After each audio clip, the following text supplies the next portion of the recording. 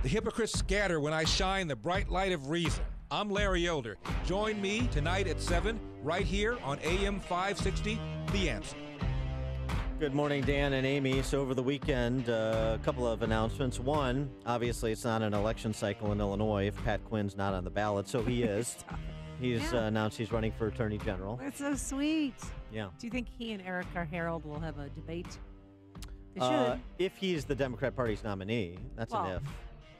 Well, are there a lot of other... Oh, yeah, there's other challengers. There's like 10 candidates on their side for Attorney General, since they've all been pent up waiting for almost 2 decades for Daddy's little girl to step down, Lisa Madigan. So, and I think Erica Harold has a very good shot to win that race. Oh, so do I. So that's Quinn. And then the other development is... the bigger news, Dan. Well, there's a revolt going on within the Republican Party, and a lot of people want to see Bruce Rauner challenged in the primary so that the race doesn't come down to, well, basically 2 big government plutocrats. Not much of a choice. They want a distinguishing brand and a candidate who can provide a distinguishing brand. And so rumors, and we've talked about it in the show for a while, that State Representative Jeanne Ives, Republican from Wheaton, who I supported in previous campaigns as a private citizen through my political activities in the interest of full disclosure, but that she is circulating petitions to challenge Governor Rauner in the Republican primary. She added her running mate over the weekend, which is required. He is Rich Morthland, who is a former state rep and county board member and now a community college professor at Blackhawk College down in the Quad Cities area. And so let's find out more about this fledgling campaign. And Jeanne and her running mate, State Representative Jeanne Ives, joins us now. Jeanne, thanks for being with us. Appreciate it. Good. Great to talk to you today. So what was the decision to take this next step and circulate petitions to get on the ballot and be a candidate against Governor Rauner? Well, GOP primary voters, they really deserve a choice. And, they can choose between, big government run by wealthy class, or they can pick a conservative reform ticket. Families and businesses are getting lied to and hurt by the policies in Springfield, and I know that firsthand. So we're going to take on this challenge, and we're going to do it with integrity, and we're going to be honest with the people in Illinois. Well, when you talk about politics, you also talk about money, and Governor Rauner, I mean, that is a juggernaut to go against because he's going to use $50 million of his own money in his reelection campaign. Can you even get a fourth of that money raised? We're very confident that we can raise that level of money. We've already had a really good positive response from people, and nobody is saying that I shouldn't win. Everybody is agreeing with my policy prescriptions and what I stand for, and they're looking for somebody who's going to be honest with them. And I'll tell you what, Governor Rauner can spend most of his fortune, and it's unlikely that he can redeem his reputation with GOP primary voters.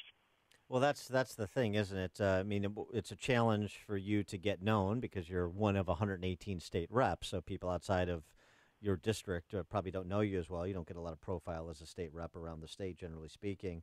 But Rauner is a known quantity, and that's a quantity that Republican primary voters are revolting against because of his policy decisions. The guy that said I wasn't going to have a social agenda has had nothing except a social agenda 3 years in. And so it seems to me that that's the challenge, is getting better known, and so people understand the choice before them. So in the interest of getting better known, give us a little bit of the background on you and your family so people get a better handle on who you are and what you're trying to do.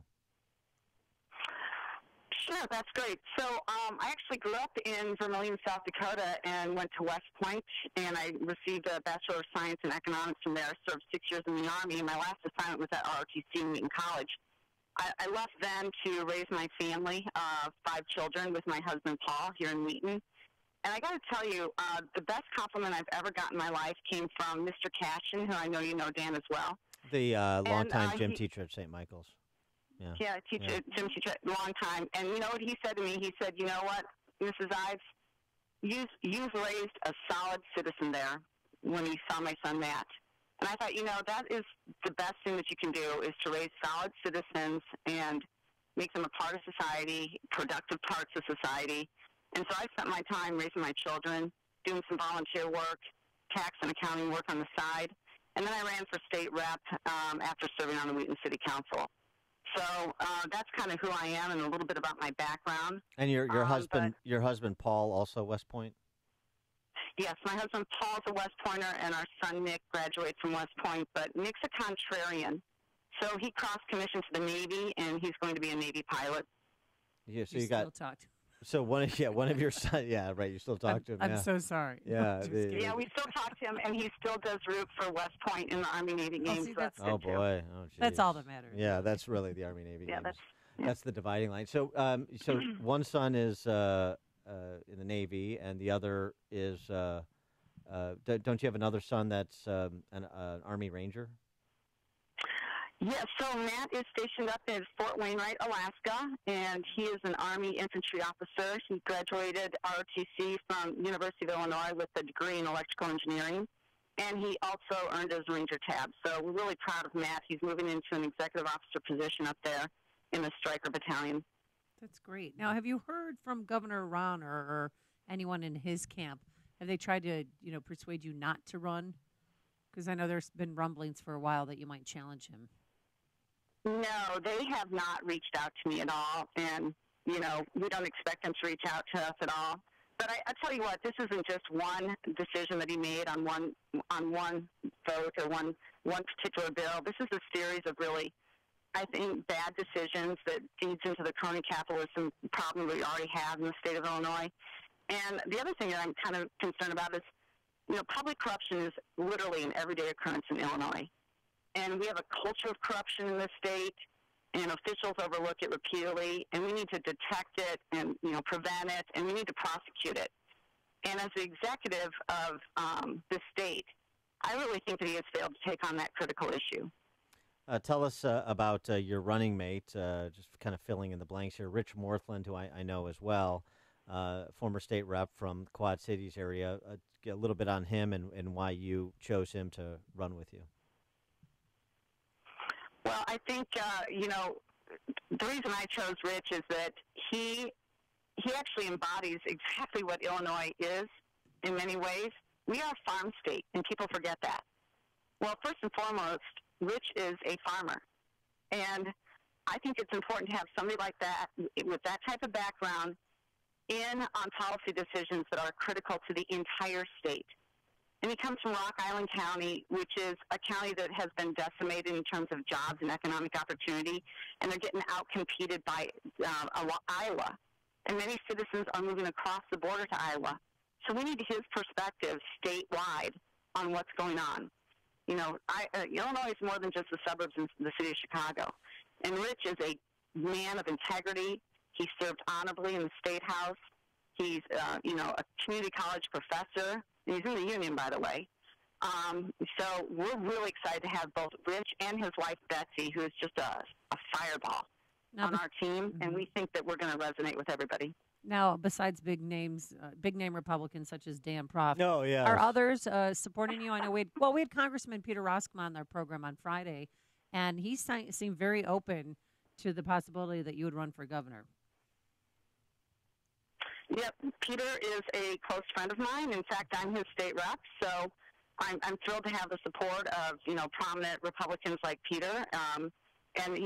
Actually, GOP voters deserve a choice, and it's going to be up to the GOP primary voters to put a good team in like Rich and I versus the plutocratic choices you have between Pritzker and Rauner. Well, now you're going to have people who've heard the line before about pursuing a conservative reform agenda. That's what Rauner said, and it didn't happen. So, kind of the once bitten, or in Illinois' case, 100 times bitten, so 101st time shy. Why is it going to be different with Jeanne Ives than it's been with Rauner or so many other Republicans?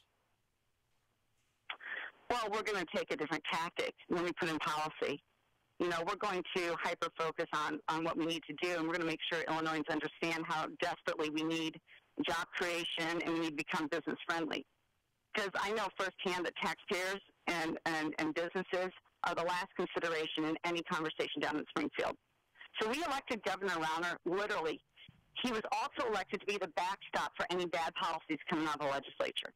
And he has failed that in many ways, from bailing out multi-billion-dollar companies to bailing out CPS on the backs of taxpayers statewide.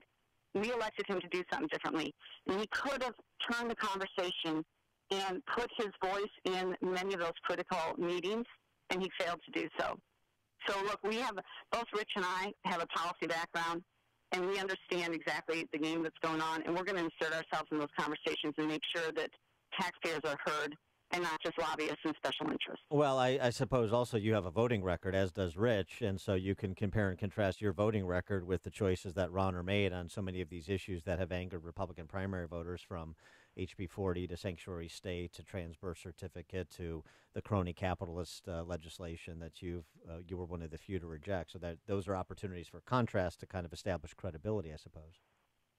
Yeah, no, I'm happy to put my voting record out in the public for them to see, because in many cases, most of the legislation that's run down in Springfield, you couldn't sell it to anybody if people understood what the bill did. You can only sell it to a group that's sitting in a bubble like Springfield. Nobody else would agree that MOSAP policy that's passed is good at all. And, there's very little thought and going into much of the legislation, and very little research and analysis. So not only am I proud of my voting record, I'm proud of the bills that I actually put, that I actually filed, that didn't come to fruition, because it tells you where I went and where I'm going. And it's all taxpayer protection. From limiting the debt that's accumulating in our municipalities and in our schools on the backs of our children in the future years, to pension reform that we have to have. So my record's wide open, and I'm happy to defend it. So are you going to start traveling around the state and getting to know some people in the southern counties? Like Mount Prospect. Yeah. Meet the Jacobson, the Jacobson ancestral home.